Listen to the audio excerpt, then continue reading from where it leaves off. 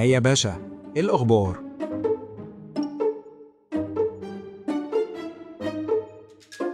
انت خلصت ولا لا؟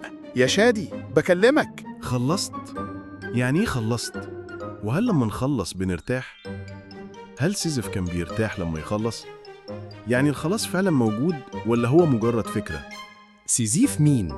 العميل اسمه سامر مش سيزيف.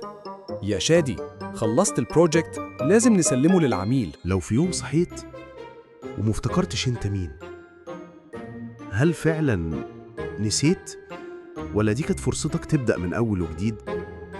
دي حاجة ليها علاقة بتعديلات العميل؟ لا، ما أقصدش كده. خليني أسألك سؤال تاني. هل أحلامنا جزء من الواقع ولا الواقع هو اللي جزء من أحلامنا؟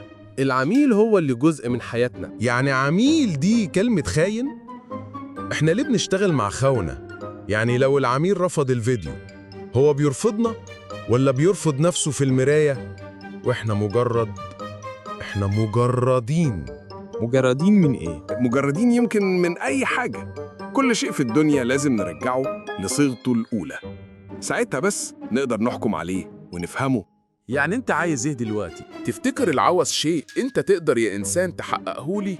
ده انت مش قادر حتى تتحكم في العميل وبيحط لنا ديدلاين. إحنا نقدر نمد الديدلاين. إحنا أحرار، نقدر نختار ونقرر مصيرنا. كلام يا عم، اثبت.